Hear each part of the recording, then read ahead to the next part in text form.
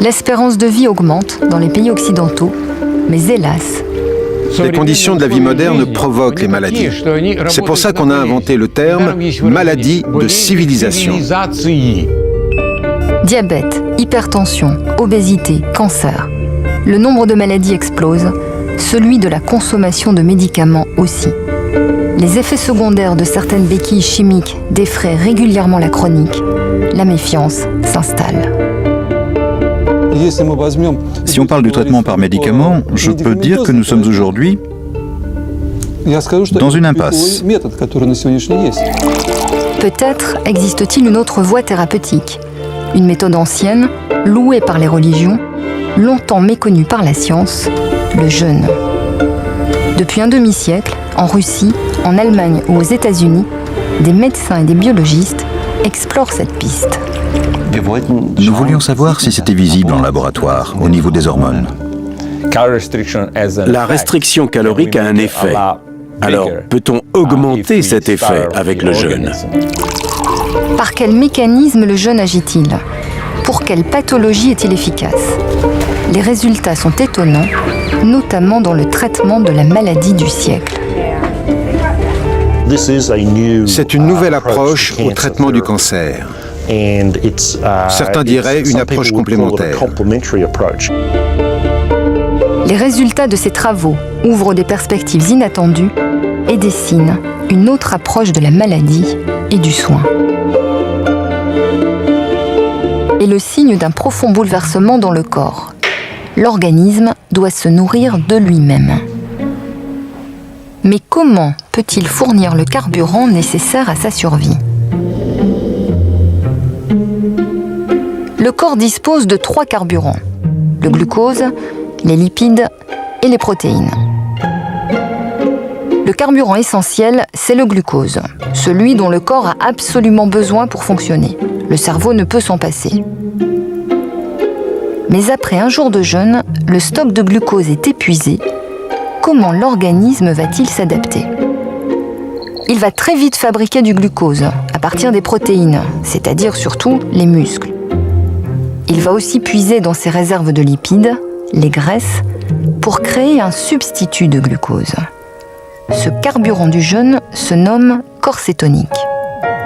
Ce sont désormais ces corps cétoniques qui vont principalement alimenter le cerveau. L'opération s'effectue dans le foie, véritable usine de transformation de l'organisme.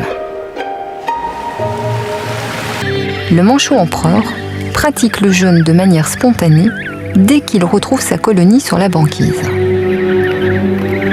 Quand il couve son œuf, en attendant le retour de la femelle, le mâle est capable de se passer de nourriture pendant environ 4 mois. Faculté extraordinaire qui a toujours étonné Yvon Le Mao. Très tôt, le chercheur s'est posé la question. Est-ce que le manchot empereur n'est pas un jeûneur professionnel qui a des mécanismes que l'homme n'a pas ou que des autres animaux n'ont pas? À Strasbourg, dans son laboratoire du CNRS, Yvon Le Mao rassemble la littérature existante en Occident sur le sujet. Montré qu'un adulte d'1,70 m, pesant 70 kg, possède environ 15 kg de réserve de graisse. De quoi tenir, s'il est en bonne santé, une quarantaine de jours. Du point de vue de l'évolution, il est probable que la survie s'accompagnait de périodes de jeûne. La situation que nous avons aujourd'hui, repas réguliers, frigo rempli, n'est historiquement pas normale. Ainsi, il n'est pas étonnant que le corps rencontre des difficultés lorsqu'il ne jeûne pas, quand il mange sans cesse. La direction de l'hôpital lance un essai thérapeutique avec des patients sans tarder. Le docteur Tania Dorf est chargé de le superviser. La jeune cancérologue est enthousiaste. Sur le front du cancer, ceux qui sont en première ligne ont conscience qu'il leur faut de nouvelles stratégies. J'ai toujours pensé que c'était dommage que nos armes contre le cancer soient si destructives. Elles attaquent tout ce qui grandit et se divise de manière indistincte. Nous développons de meilleures thérapies, plus ciblées, mais je pense que c'est très intelligent d'essayer de protéger l'organisme et d'optimiser les dégâts causés au cancer, tout en réduisant ceux faits aux cellules saines. Est très important. Si nous prouvons que le concept est juste, si nous parvenons à démontrer que les patients ont moins d'effets secondaires après avoir jeûné, alors ce sera potentiellement applicable à de très nombreux patients. Pas seulement pour un seul type de cancer, mais peut-être pour tous les cancers. L'essai thérapeutique va prendre du temps. Mais quand la vie est en suspens, on accepte mal la lenteur des protocoles. Nora Quinn n'a pas attendu. Elle n'a pourtant rien d'une tête brûlée. Cette juge du comté de Los Angeles a voulu nous raconter son histoire et par la même occasion, rencontrer le chercheur qui lui a redonné espoir, comme elle le dit.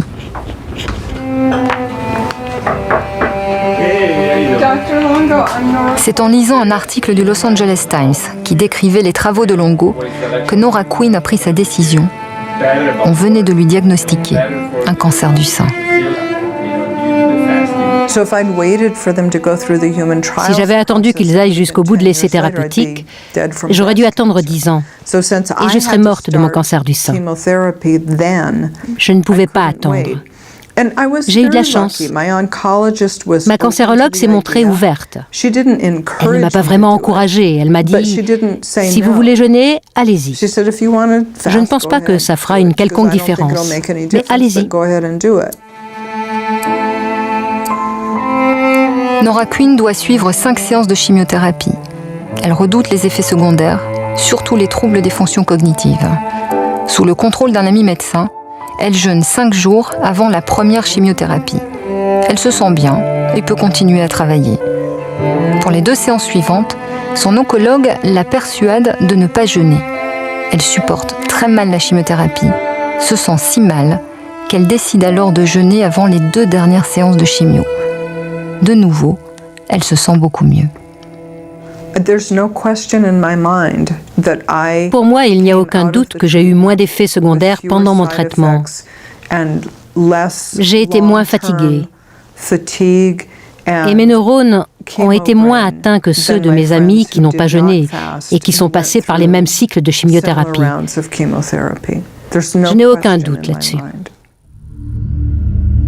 Nora Quinn n'est pas la seule malade à avoir jeûné de manière spontanée. Parmi la trentaine de personnes qui ont tenté l'expérience, le Norris Hospital a pu en regrouper 10, consulter leur dossier médical et récupérer les analyses. Nora Quinn a fait partie de cette étude, dont les résultats confirment ceux observés chez la souris. Le jeûne a rendu la chimiothérapie plus supportable. Fatigue, faiblesse, nausées et migraines ont été considérablement réduits. Mais si le jeûne protège des effets potentiellement dévastateurs de la chimiothérapie, comment agit-il sur la chimio elle-même? La rend-il plus efficace ou pas? Avant de répondre à cette question cruciale, il faut d'abord comprendre par quel mécanisme le jeûne protège les cellules saines. Les cellules cancéreuses détestent cet environnement où il y a peu de sucre, peu de facteurs de croissance. Donc, non seulement elles ne sont pas protégées, mais elles deviennent plus sensibles à la chimiothérapie. Elles peuvent mourir, ou en tout cas leur croissance est ralentie. Et donc, le jeûne peut ralentir leur croissance, même sans chimiothérapie. Même sans chimiothérapie, nous dit-on. Pour les cellules cancéreuses, le jeûne se révèle donc un cauchemar. J'ai récemment fait une présentation devant l'une des plus importantes compagnies pharmaceutiques du monde et j'ai mis au défi les dirigeants de l'entreprise de mettre au point un cocktail de médicaments, pas un simple médicament, mais un cocktail de médicaments dont les effets seraient plus puissants que ceux du jeûne. Sommes-nous prêts à penser le monde autrement? Et si la consommation n'était plus le totem de notre économie? Et si le manque n'était plus vécu comme une défaite? Sommes-nous prêts, comme nous le demandait le fils de Nikolaïev, à mettre notre tête à l'envers? Finalement, à nos propres hésitations. aux difficultés de notre modèle de santé qui s'apparente si souvent à un marché de la maladie, au mirage d'une expansion sans limite, alors que notre évolution nous a destinés pour résister au manque. Et donc, nous voyons que le jeûne a un bénéfice pour la chimiothérapie. Alors, imaginez, si ceux qui souffrent du cancer, le jeûne les permet de bien passer une chimiothérapie, à plus forte raison, nous qui sommes en bonne santé, vous qui n'avez pas de maladies chroniques, le jeûne doit être avantageux pour vous. Justement, beaucoup de gens pratiquent le jeûne, mais il faut que le jeûne soit quelque chose de régulier pour avoir des résultats extraordinaires dans la durée. Donc, il y en a qui pratiquent plusieurs formes de jeûne. Le jeûne de l'eau, le jeûne de la thérapie de l'eau. Il y en a qui pratiquent plusieurs formes de jeûne. Et donc, moi, par exemple, depuis hier jusqu'à ce moment, j'ai pas bu, j'ai pas mangé, parce que je veux faire ce qu'on appelle l'autophagie. L'autophagie, c'est-à-dire de permettre à mon corps de se nourrir lui-même. Mon corps va se manger. Je ne vais pas nourrir mon corps pendant 24 heures pour que mon corps puisse s'alimenter lui-même des réserves qu'il a stockées dans le corps. Pourquoi? Parce que c'est important pour moi. Depuis décembre, on a fêté, on a mangé, on a fait que manger. Et janvier jusqu'à présent, aujourd'hui nous sommes le 24 janvier, on continue de manger. À quel moment le corps se repose? À quel moment le corps élimine tous ces déchets-là? Donc, c'est pourquoi il est important. Même si on n'est pas malade, on peut pratiquer le jeûne de 24 heures par semaine. En une semaine, tu consacres, soit le samedi, tu reposes ton organisme, ton corps, tu ne manges pas. Et pour y arriver, il faut psychologiquement se préparer. Que oui, une fois par semaine, je vais nettoyer mon corps de toutes les toxines, de tous les déchets. Parce que ce que nous mangeons est rempli de déchets et de toxines.